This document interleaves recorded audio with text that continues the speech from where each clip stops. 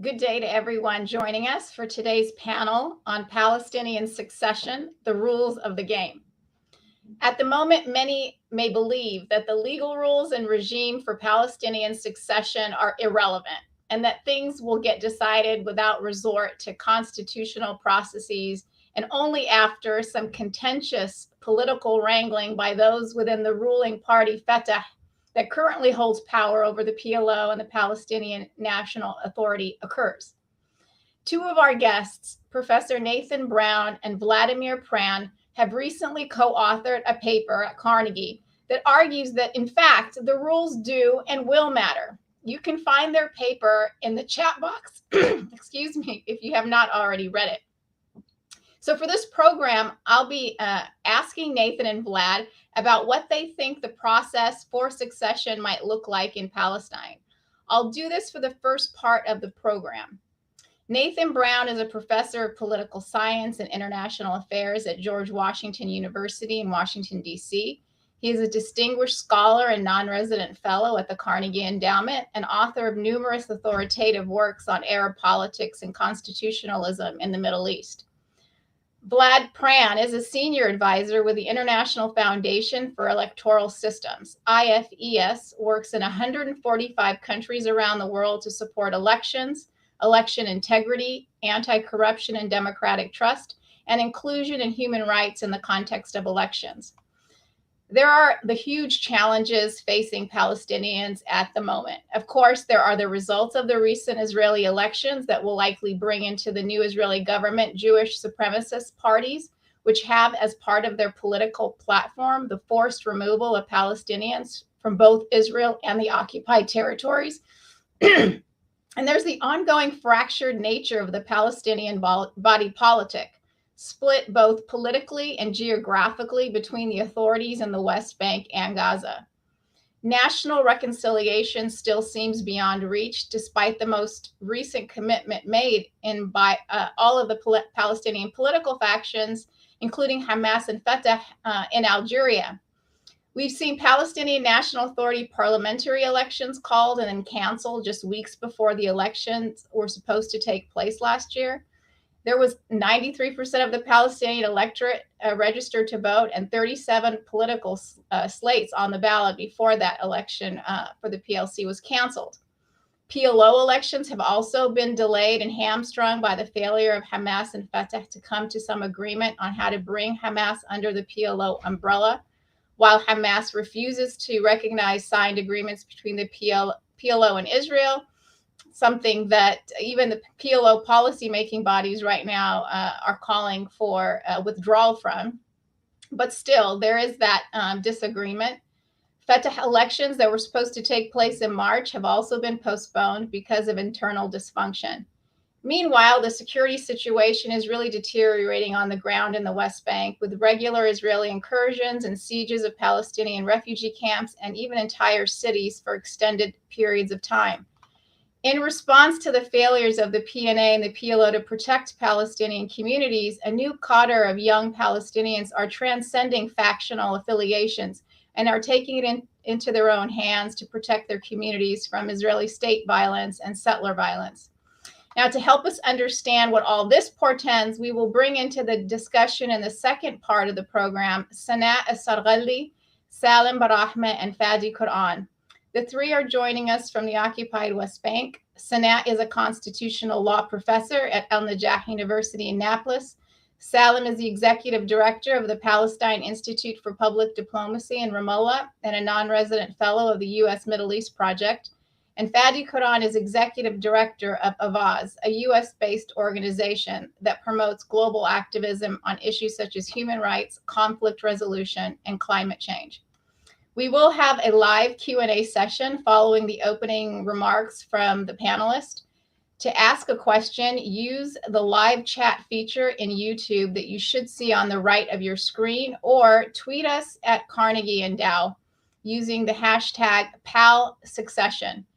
We will also be dropping some articles by the panelists in the chat box throughout the program so that you can dig deeper into some of the issues we'll be discussing. So let's have Nathan and Vlad join me. Good morning, you two. Vlad's actually with us from Jerusalem, so thanks for joining us at your late hour. Nathan, let's start with you. Could you sum up your position in the paper on why the procedural frameworks matter when we talk about succession in Palestine? I think there is this idea, particularly from those watching from outside of Palestine, that everything will get decided by the members of the Fatah Central Committee, the policymaking body of the faction. After some type of political compromise is reached, perhaps in which the three leadership roles are divided, as a way to placate members of Fatah in the expected power struggle. So what do you have to talk to us about those procedural frameworks and tell us why they do matter? Sure. Thank you very much, Zaha.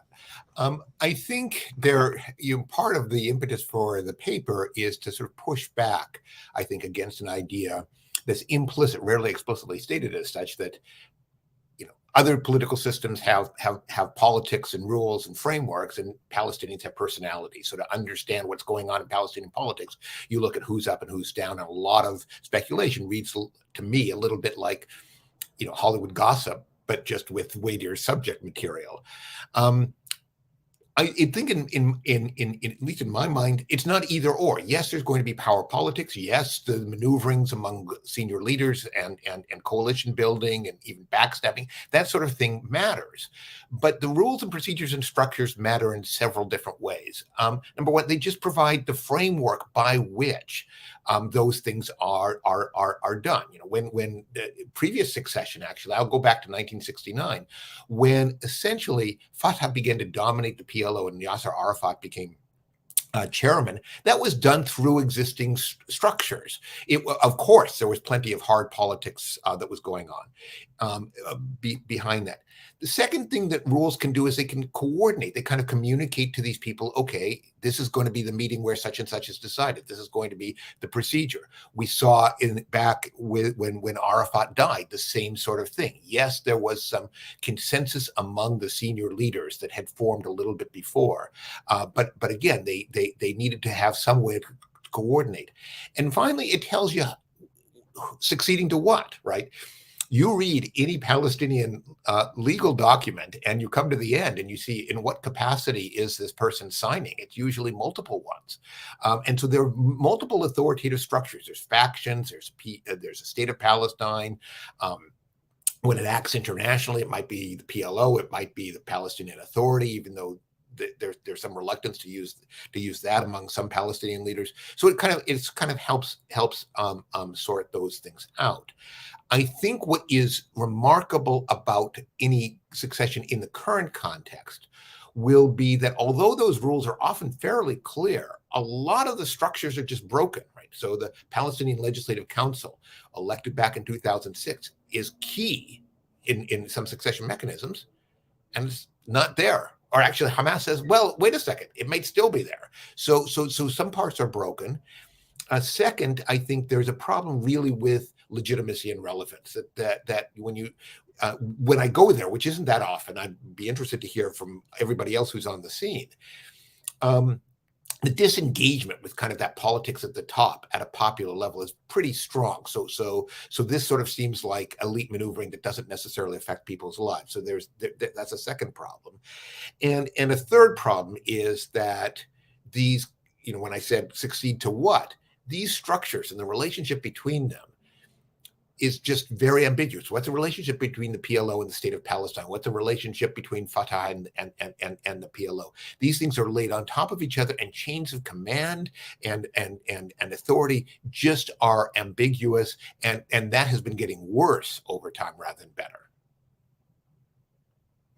Before I move to Vlad, I mean, can you give us an idea of how developed the Palestinian processes are, and particularly in comparison to other Arab governments? I mean, you've written about constitutionalism across the Middle East, so it'd be interesting to hear how developed you think those processes currently are.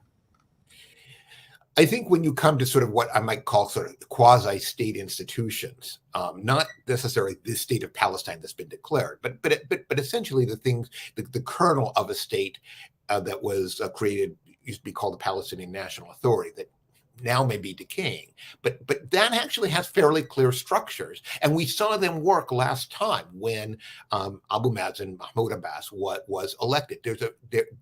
There is not simply a clear constitutional framework, but they're supporting legislation, they're supporting structures. So by regional standards, these are actually very, very well spelled out. So Vlad, talk about those procedural frameworks that Nathan was alluding to here. We haven't seen a transition of power for the PLO head or the PNA, Palestinian National Authority, since Yasser Arafat died and Mahmoud Abbas was elected in 2005. I mean, that was 17 years ago now. President Abbas holds the leadership of the PLO Executive Committee as chair and as president of the state of Palestine simultaneously, and he is the president of the PNA and head of Fatah. Why do you believe the existing regulatory processes for succession will be respected? Well, so to sort of follow what Nathan was saying, there are a couple of things. First of all, I think, and I'm quoting Nathan, when everything fails, look what are the procedures, right? Look at the manual. And I think in that sense, Palestinians are no different than other places, to reiterate Nathan's point. And I think we saw evidence of that. I mean, we saw, despite everything, that Palestinians have still the most credible elections commission that is very strict about procedures. We saw local elections, despite everything, that electoral process and procedures were implemented in a way that, quite a few other countries in the region would like to see them. We saw quite a high level of competition, even without direct Hamas participation. And we saw engagement of people. I mean, the turnout was high. The myth that youth is not participating in politics was completely dismantled, because we saw that the data shows that youth participated more than their share in national politics and so on. So, in national demographic. So that kind of gives us the indication that yes, rules do matter, and when it comes to these various functions, these various positions. There are a few things that we need to point out. Number one is that right now the three main positions, or President of Palestine as fourth, if we want to include that, are held by Mahmoud Abbas, but that might not be the case in future.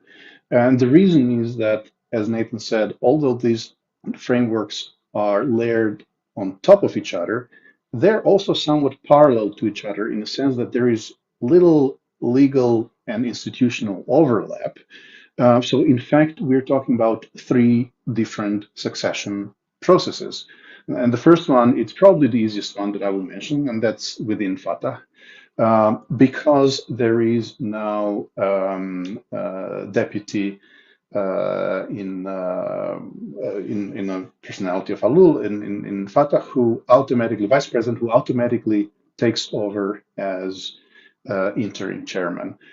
So in case of vacancy, for whatever reason, there is a clear succession line.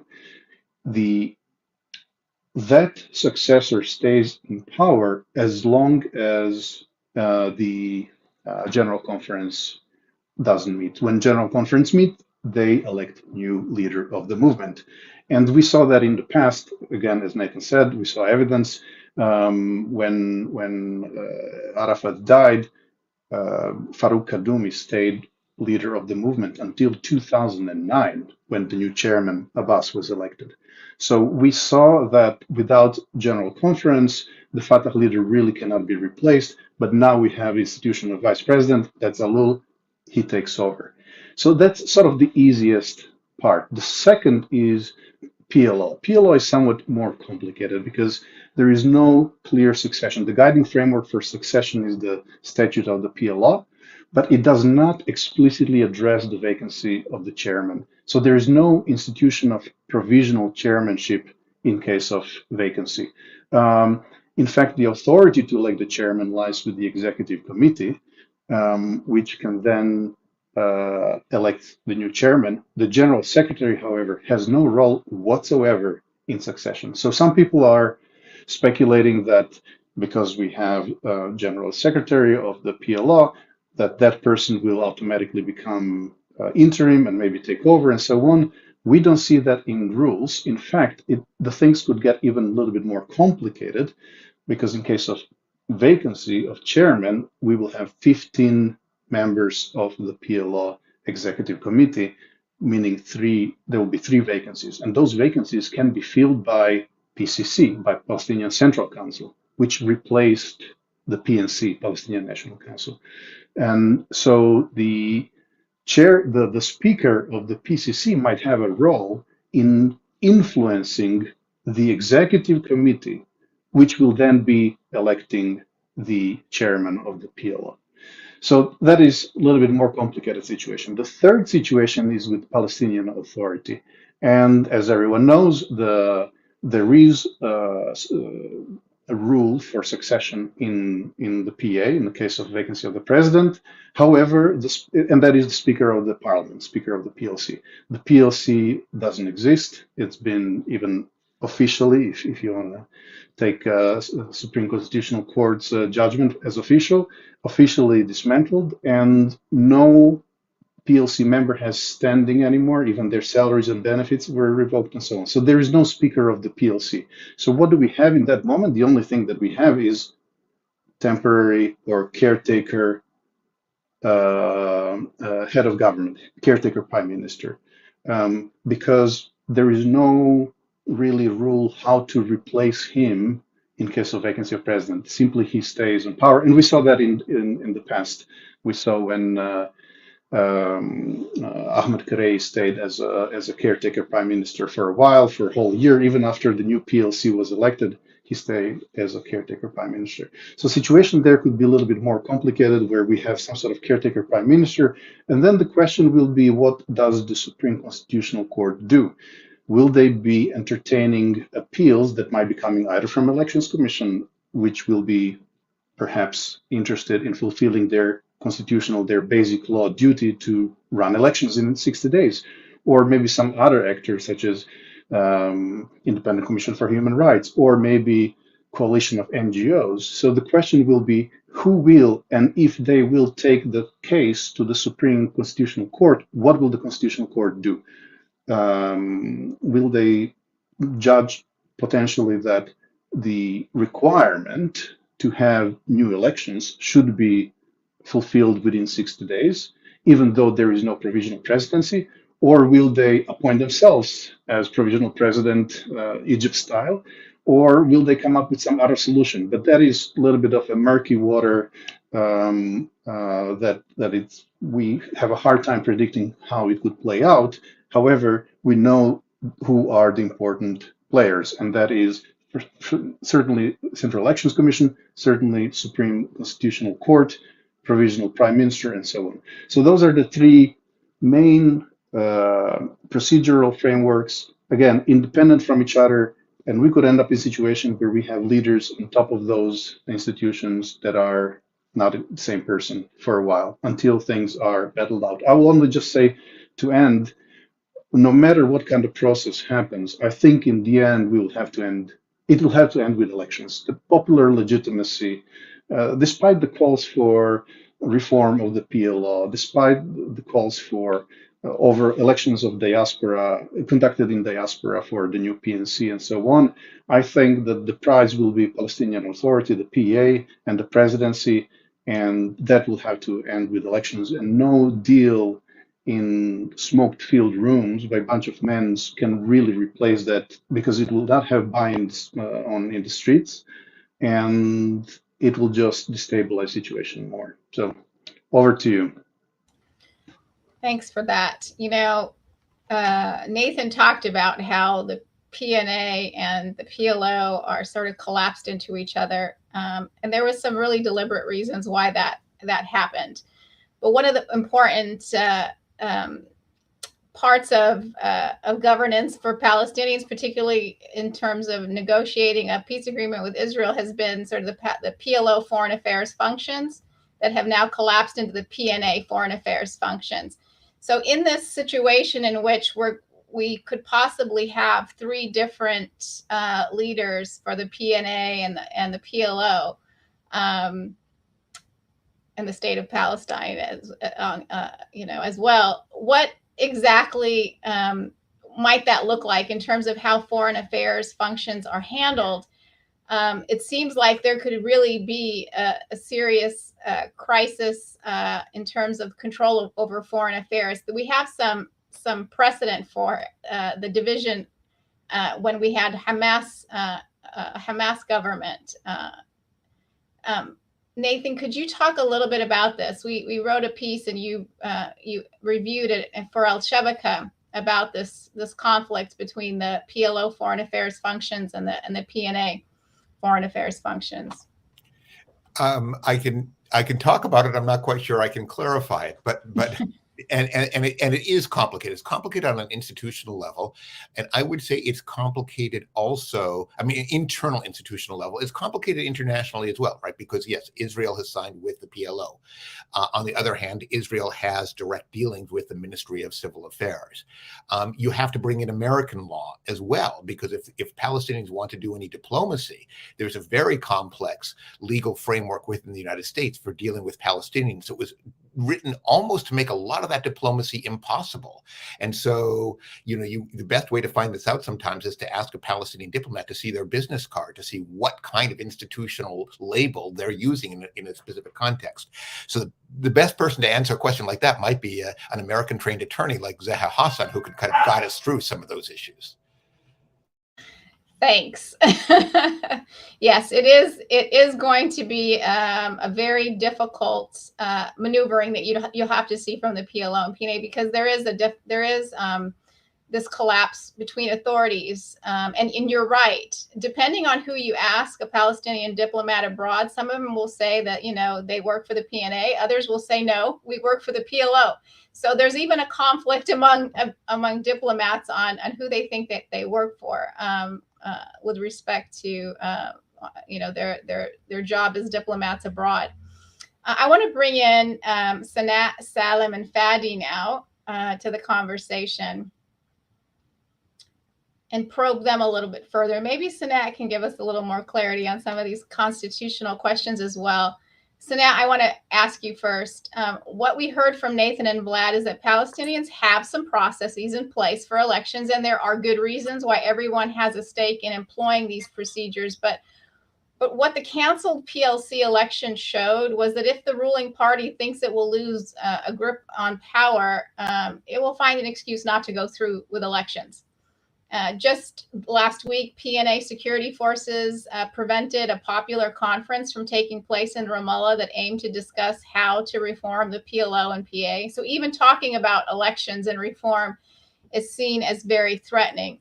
Can you explain the constitutional basis for the cancellation of elections, if there was one, and how do we avoid a constitutional crisis from happening in the future? Well, thank you very much. I think this is very big a question when we talk about the constitutional crisis. I think Nathan referred to it, and Val referred to it. So I would say, before we talk about the constitutional crisis, we have to look at the foundation, the constitutional arrangements in Palestine, the reason why all this kind of overlapping is happening. So I would start by saying the problems that we are facing at the moment is not new. And they started in 2005, even if some people say, no, they did not start it in 2005, they just started now. I would say a major point for such a problem is the Basic Law itself, the temporary constitutional document that we have. The Basic Law is, it was drafted, as Nathan was referring to the process before, it was drafted in a certain period of time It was drafted also to fit, one president at the time, President Arafat. In addition, the basic law itself did not provide any kind of balance of power between the president and even the legislative, council. Looking at the crisis that took place in 2007, it was predicted. If anybody would look at the basic law, would know that such a crisis would happen eventually. The type of the political system implemented in 2003 and the way the basic law got amended, the lack of, balance of powers between the two, the president and the prime minister, even the ability for the president to dissolve the legislative council if the legislative council could not meet or fulfill its duty in a certain period of time did not even exist in the basic law, while many or most of parliamentary systems, semi-presidential systems provide such right. So if such right existed at the time of 2007, maybe we will have different scenario of what is happening at the moment. Going back to what Val was saying about the lack or the inability for the basic law to provide solution in case the speaker is not there for the Palestinian Legislative Council. I would say, despite the criticism I'm saying about the basic law, there is a constitutional solution to exit the crisis of succession if we want to take it. It doesn't mean I'm very happy about it, but we can take it. If we look at the preamble of the basic law, it clearly specifies that the basic law preamble clearly specified that the PLO is the one that is superior to the Palestinian National Authority. It's the umbrella for the Palestinian National Authority. So after the decision of the Constitutional Court to dissolve the Palestinian Legislative Council, we can indicate that the only speaker left is the speaker of the Palestinian National Council. And we can see that there were certain steps to provide that. If we look at the elections, you mentioned the elections. If we look at the elections of 2021 and the decree for elections, the Article 3, specified that this is the election of the Palestinian Legislative Council is the first step for the election of the Palestinian National Council. In addition, there was a presidential decree in the past making all Palestinian Legislative Council members of the Palestinian National Council. So there is a constitutional answer about succession if we want to take it from the basic law. Does it mean it's a right, answer to take? It's a right step to go with? I'm not quite sure, because we can see all the overlapping between the institutions. And another point, to end with elections, yes, it's really good to end with elections, but will elections give the solution for Palestinians? I would say if we go for elections relying on the basic law as it is, then we will go again for political deadlock. I would say if President Abbas at the moment or an interim president that will come after, the first thing that they should do is to call for creating constitutional assembly or going for elections of a constitutional assembly to change the constitutional arrangements that we have, to have more mature conversation about what kind of constitutional principles we want to have for the next stage. Because if we stay with the current constitutional arrangements, I can tell you that new political deadlocks will appear. There is no clear division between the institutions. Of course, there are talks, there is a draft in the constitution, but the main answer or the main question in the draft constitution is still not answered. What is the relationship between the state and the PLO? It's not yet answered, even in the draft constitution. So I would say the first step is to have this kind of conversation about the constitutional principles that we all should agree on. Then we go for the next step, which is the creation for a constitutional assembly. Let's assume elections take place, then a new legislative council comes and amends the basic law. We don't know the result. We cannot predict the result, who will win the elections. But what we can do is prevent a new constitutional crisis similar to what we have in the past. I will stop here. Thank you. Thanks, Sanat. So that is a good segue to open up the conversation with Salim. Salim, as I think we've heard throughout this program, you have to have elections. You have to restore political legitimacy, but to do that, you need public trust. And right now, I think the public trust in the Palestinian National Authority, as well as the PLO, is at an all-time low. It was low before the canceled PLC elections in April 2021. After the cancellation, it seems like something, to me at least, something snapped among the people, particularly among the youth population. Can you talk about that a bit, and whether you think that the Palestinian public will find a successor to the current president to be legitimate, regardless of whether constitutional processes are followed?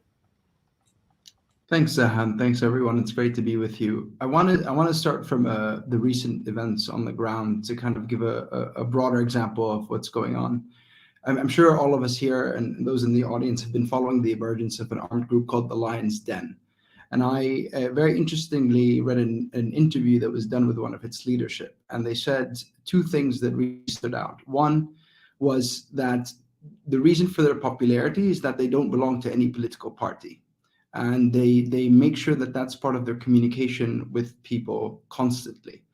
And the other is that they're not just fighting an armed resistance battle, but they're fighting a cultural war. And a lot of it is around energizing and tackling the sense of deflation a lot of Palestinians, especially young Palestinians, feel. And I think, if you look at the majority of Palestinian society, it's under 30. 67% of that population does not belong to any of the Palestinian political factions that currently exist.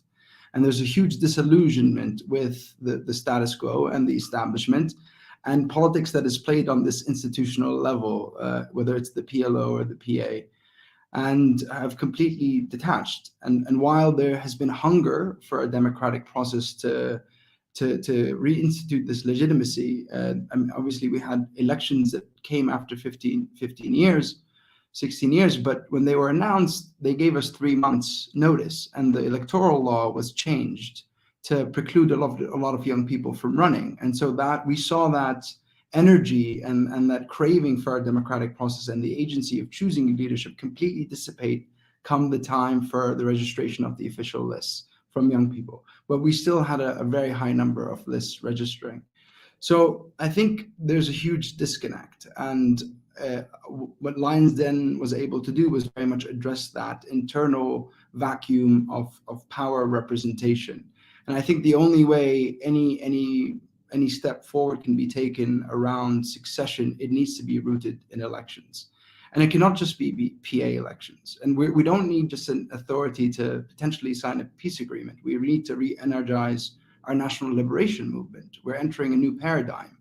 And it's time to redefine our vision, our objectives, and our strategy. And that needs to be built through consensus, not only between Palestinians in Palestine, but Palestinians everywhere. So I see the PLO and the PNC is very central to that process. And I think part of the changes in the law have said that half of the PNC is made of the PLC members. And I think that is an opportunity to start the conversation going. I think young people are demanding change, are at the moment very at arm's length of the establishment and the movement. I mean, the PA technically only controls, not the entirety of the West Bank, but some of the cities. And to reinvigorate our entire national project, I think it starts with democracy and political representation across the board. I see that as the critical next step, especially around succession. I want to stick with you for a second, Salim, because the question is, how do we get there? I think Sanat talked about having this National Assembly. You've mentioned, that we need this as well as a precursor to be discussing these issues. How do we get there when you have a situation in which you can't even hold a popular conference, right? And if you could talk to us a little bit about that popular conference and sort of who was behind it, maybe in a little bit about why it was perceived as such a threat. Yeah, I want to also, there obviously is an elephant in the room that we've yet to bring up. I mean, elections don't really happen if the Israelis and the Americans don't want them to happen in some regional players. Right. I think that's also part of the political decision making and calculation. And so I think it's also starts with how do you get those different actors in line in supporting a Palestinian election that's free and democratic. And I find that that's part of the uphill battle that we also need to engage with. plus also putting pressure on our own leadership as Palestinians, whether in the West Bank, Gaza, or everywhere, then we need political representation. For me, look, I would love to start with the PNC, and I hear Sanat's comments on the Constitutional Court, but we can't even have room to talk about PLO reform anymore. The space is shrinking on the ground. And I think it was a group of people who are not formally an institution or an organization, but who wanted to try to get a popular conversation around PLO reform happening all over the world, that was launched from Ramallah. Even that was shut down without any legal basis. I mean, I was asking around, it was the legal basis used to shut that press conference down, and there wasn't one. It's just anything that is seen as reform, transformation, anything new is seen as an existential threat. So the room is very, very, very small to have any of these conversations.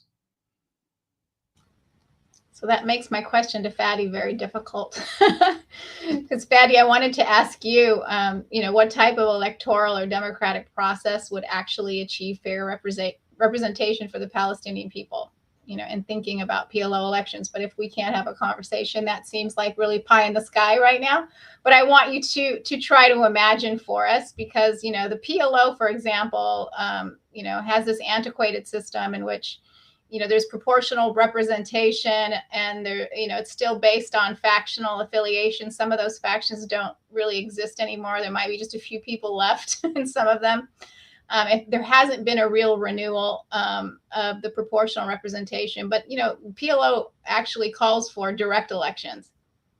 So in your mind, what kind of fair representation should there be within the PLO? Can we have direct elections? What would have to happen for us to see that see that move forward? It seems like the ground is really ripe for it, given that there is all this activity in civil society, but yet we're still seeing a lot of resistance. Yeah, thank you, Zahan. It's good to be with all of you here today. I think usually, and where Nathan and Vladimir kind of started the conversation, is usually where a lot of people want to look first, which is what are the actual institutions, what are the processes in place, because that's where things eventually fall and can be played with. But there is another conversation happening, I'd say, on the exact opposite side of the spectrum that Sanat and Salim spoke to, which is, if we were to use, the kind of Rawlsian veil of justice, of ignorance, and say, putting everything aside that exists, what would be the best design to ensure the most fair, transparent, democratic, and strategic representation of all Palestinian people across the world? And in that context, where a lot of the conversation has gone is that you would want to give an opportunity for the 14 million Palestinians, or the percentage of the 14 million Palestinians across the world, and whether in refugee camps or in the diaspora or within kind of historical Palestine, to vote for representatives within a Palestinian National Council that would be, as Sanat spoke to, a kind of new constituent assembly. Because the truth is that the processes and institutions and regulations that exist within the PLO are so dilapidated that even their narrative, even the language that they speak to, does not represent where Palestinians are today. Now, how could those elections happen, right? Because it seems, as you mentioned, very pie in the sky to speak about this type of scenario where all Palestinians can vote. But in fact, if you put that as an end goal of ensuring that Palestinians have representation, there are a number of solutions. So one of the proposals, and I'm going to name some because these are still in conversation, but I think they're useful at this kind of transition point to also look at the options available outside of the boundaries of the context that we're in. And so some of the options exist of, well, what if you take Estonian technology? Estonians vote mostly online through verified electronic processes. You use blockchain and other technologies, and you create a process which is technically feasible for Palestinians to actually vote for representatives. And then you create a type of list elections where people don't run as individuals. For example, you can choose lists of 20, 30 100 people, kind of actually similar to, in some ways, how the Israeli elections function, where people, all Palestinians, whether you're Palestinian living in the US or whether you're Palestinian living in Lebanon, can be part of that list. You form these lists and then they run with the goal of recreating the PNC to pursue. That's one option. Another option is kind of geographic, because what a lot of people will argue is this is hard because the Jordanians, the Lebanese, the Israelis will not allow Palestinians to have these elections. So there's another thing that's being argued is, how about you begin right now preparing for a situation where each of those communities decide for themselves through what this popular assembly group was trying to do, decide through themselves through popular assemblies who would be their representatives, and do a town hall type process similar to the Freedom Charter development process that happened in South Africa. So what I'm trying to get to, with the limited time that we have, is there are actually multiple options to create democratic processes that push towards full representation for the Palestinian people. And I would argue that the 70 to 80% of Palestinians who are under 40 years old would mostly support these processes, one of these processes, because as Salim spoke to, they want their voices to be heard.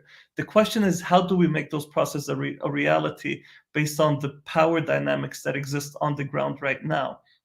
And the 2 points I want to end with is, one of the interesting stories everyone's speaking about now in Palestine is the investigation documents that were used to investigate the assassination of Yasser Arafat, or the death of Yasser Arafat, have been leaked.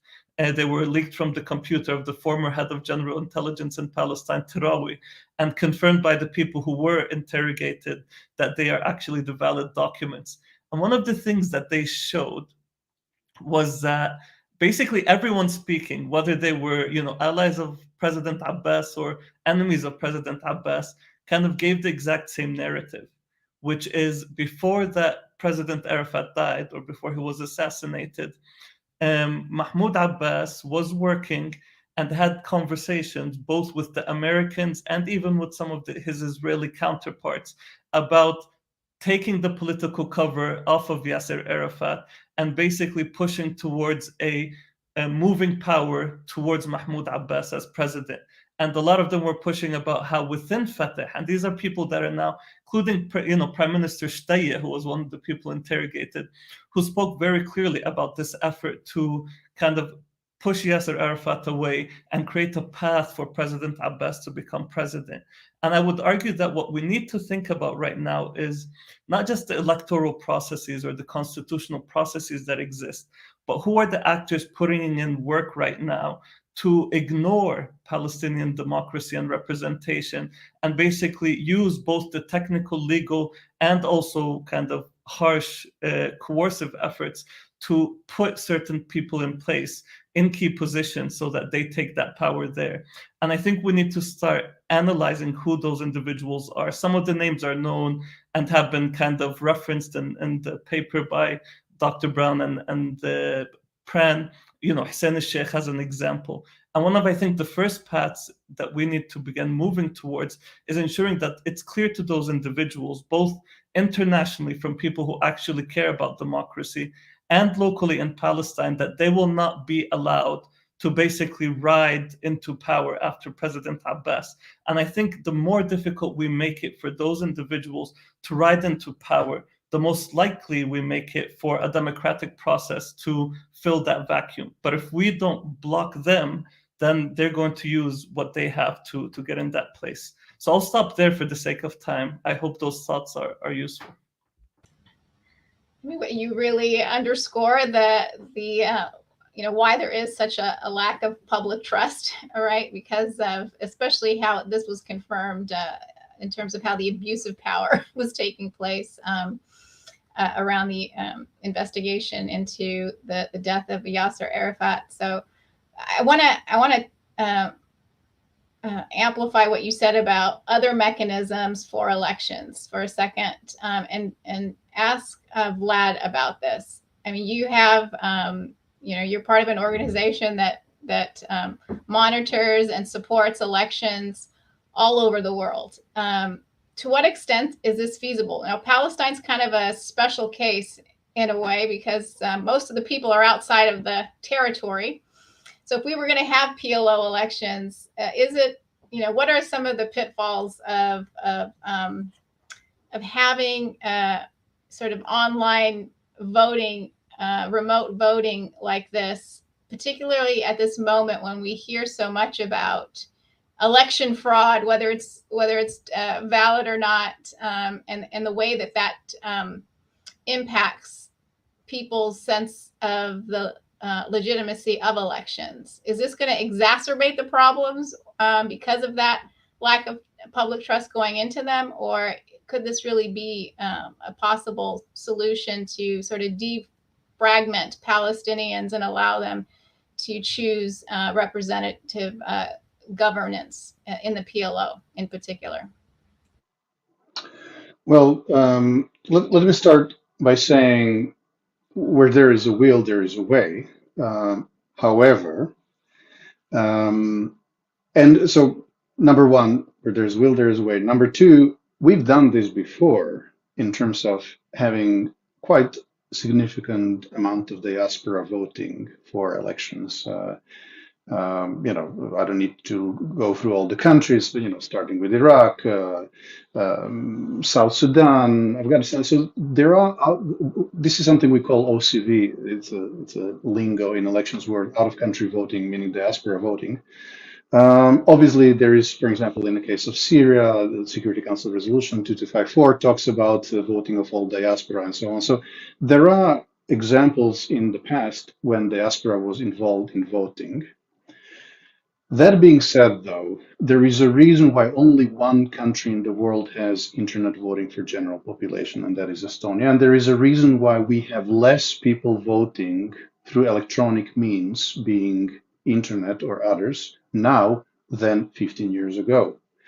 Some of the ideas in terms of internet voting, if we're talking about that online voting, were floating around during crisis in 2021, before elections were canceled or after they were canceled, when we were trying to convince Palestinians that because of Jerusalem, they shouldn't be giving up on elections. And some came up with the ideas that maybe internet voting would be a solution. And I worked a little bit on those topics, and I can tell you that internet voting is actually a very complicated thing, and it requires infrastructure that rarely any government has or it's ready to invest in. And it's a long-term process. It's not something that it can be set up easily. And I know that lots of people are familiar with internet banking. Therefore, if we can do internet banking, why we can't do online voting? But again, and we can spend a lot of time talking about it, there is a reason why only one country does it, and that's the country that has very, very organized civil registry and certification system, servers, and so on. People now vote. For example, even Switzerland, in some cantons in Switzerland, gave up on internet voting because of the issues. So that's one thing. But again, it doesn't have to be internet voting. It could be something else. Then we come to the problems that that Palestinians will know even better than I am. How do you organize it in Jordan? In 2008, the President's Office, in fact, the legal advisor of President's Office, shared with few of us experts the third draft of the PLO law for elections, which envisioned voting around the world with two election commissions, one in charge of Palestinian West Bank and Gaza, the CEC, and another election commission that would be in charge of diaspora and so on, except for Jordan, right? Jordan was excluded. So, there will be lots of challenges, I think, and I will not make friends among Palestinians when I say that I will not see PLO direct elections in my professional career in the next 10 years. I seriously see enormous challenges of organizing something that would be credible and have that kind of representation. And so maybe other types of representative, for example, Fadi was talking about town hall meetings and so on, could be more appropriate. But in the meantime, and that links to electoral processes here in West Bank and Gaza, in the meantime, Palestinians are here and they are living under some sort of governance, and that governance is the standards of that governance are slipping away, and we see them in front of our eyes melting years of investments that Palestinians made and the trust that they put into their leaders in developing institutions, democratic institutions, governance institutions, and so on. We see them sort of withering away. And the question for me is, are we coming to the point where it's irreversible and they will be gone, and that will be legacy of Mahmoud Abbas? Of course, there are some other things that I will not get into in terms of peace processes and services and governance in general, but from my point of view, the kind of work that I do, and that's about democratic institutions and procedures, and that is something that we see really eroding. And Salem was talking about the arrests that were made. I mean, they were arresting and disbanding 2 days ago the press conference that was talking about the event. They, of course, did it with the event.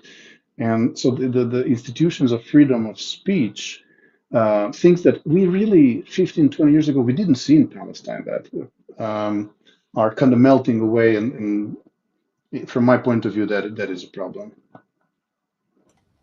Over to you. Yeah, I think that you've hit it right on the head. I mean, it seems like the first order of business, in my view, is how do we open up space?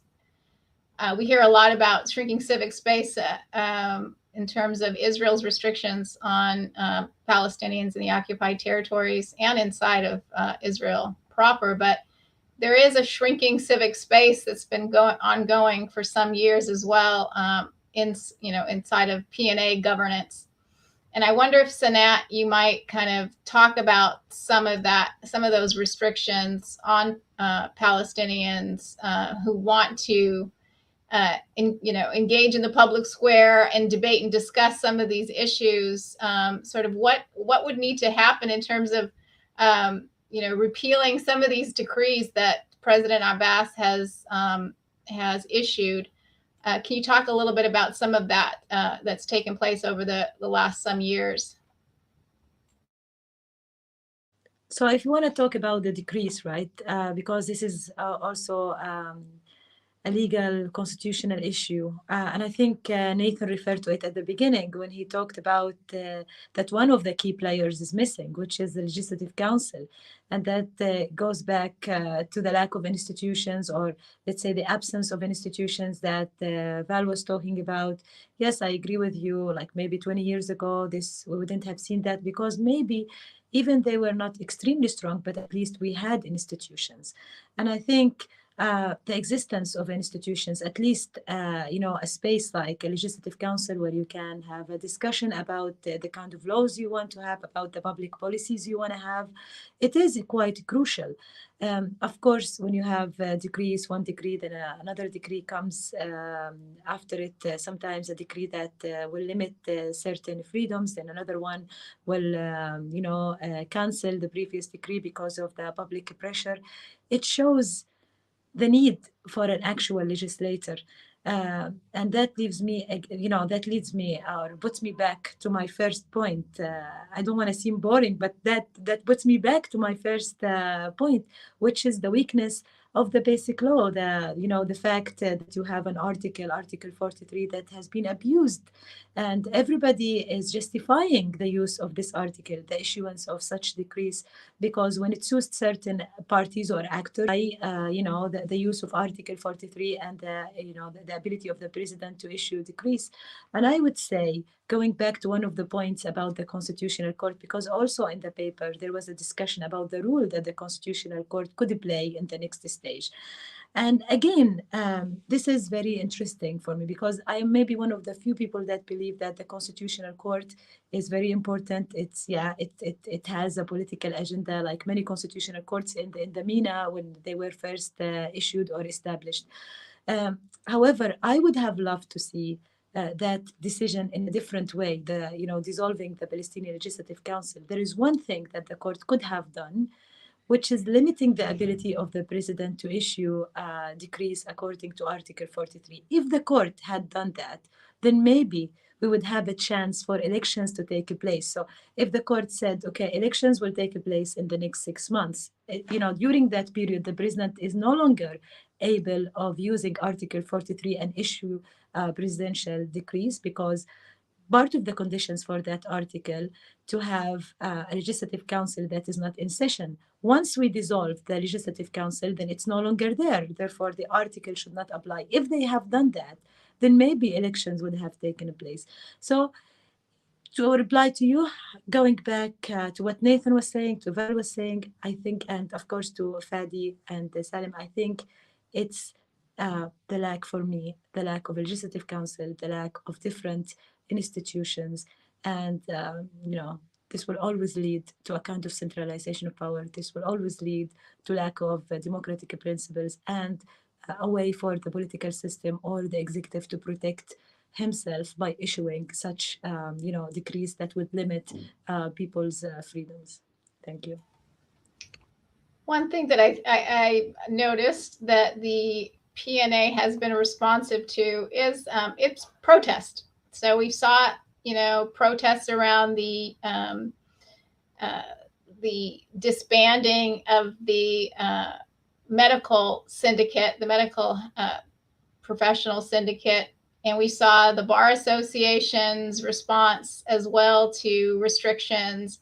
And then we saw that the president pulled back on those particular things. So there does seem to be some responsiveness to the people, to civic society, when there is a mobilization around a particular issue. We see unions when they've organized and protested some measures taken by presidential decree, that there has been some change by the PNA. I wonder, Fadi, if you could talk about that organizing that's taking place by different pieces of the Palestinian community on particular issues, and is there a chance that we might see some more organizing in a broader sense, rather than on specific issues impacting particular constituencies in Palestine?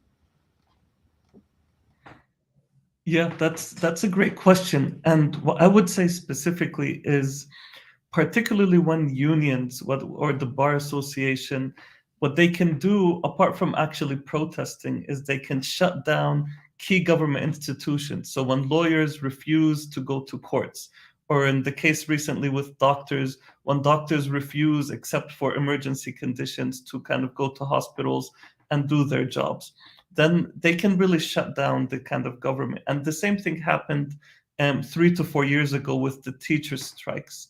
Now, this shows the power of Palestinian civil society, and that as omnipotent as kind of they try to claim they are, in terms of their security forces.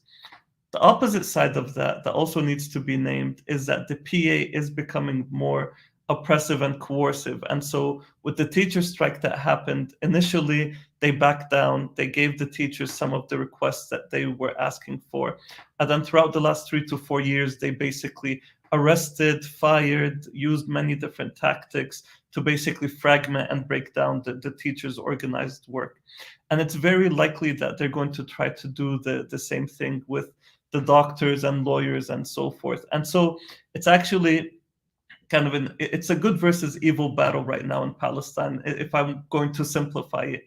You have Palestinians trying to push towards a dignified life, trying to push towards ending the occupation. You have people, we didn't speak about this a lot on the call, but in Palestine, there's something that supersedes democratic legitimacy in our society, and it's revolutionary legitimacy. And it's historically been present in Palestine. And what revolutionary legitimacy is, because this is not a legal term that's often used, I think, by Carnegie or anyone else, but in the Palestinian context, when people see someone resisting the occupation or resisting oppression, they become a kind of central figure. We're seeing that in the Jenin refugee camp right now. We saw that in Nablus. We see that with some of the doctors and lawyers as well that have protested against this. And there's going to be a question, I think, that's, a clash that's coming within Palestinian society. Hopefully, it remains nonviolent and kind of the democratic freedom-seeking side wins. But it's going to be between those individuals that are pushing for these values and those people who are trying to maintain the coercive status quo, who are, again, subcontractors for the Israeli occupation. And I think what Palestinians are realizing, not just from these protests, Zaha, but also from what happened in 2021 with the Sheikh Jarrah protests and events, Palestinians are realizing that when we unify and act together, we can actually shift the power of balance significantly and at least kind of shake the chains that our oppressors are holding us by. And the hope is that this work continues to grow and expand. But the other side of it is that there's really a clampdown happening. And for people listening, I think, on Palestine, similar to situations we're seeing in Iran and elsewhere in the world, people need to make a choice. Are they with the side that's fighting for freedom and dignity, or are they going to support the actors that are trying to limit that with all the force they have, whether it's the Palestinian Authority or the Israeli government, and now under the leadership of Netanyahu? That's really the kind of moral choice here, beyond the kind of technical and legal options on the ground. I think that moral choice has become much clearer after the Israeli elections. But I want to end on that hopeful note, that Palestinians are, retaking agency over their situation, and maybe a lot of these issues that we've been discussing today are going to get resolved. But it's going to take that Palestinians, taking back agency that has been sort of chipped away at over the last, 20 plus years from various actors. But I want to thank all of you for joining me today from all of your various locations out there, from Palestine to here in DC. Thank you all for joining us as well. This is a recorded show, so please share it with others and tweet out about it. Thank you so much. Bye.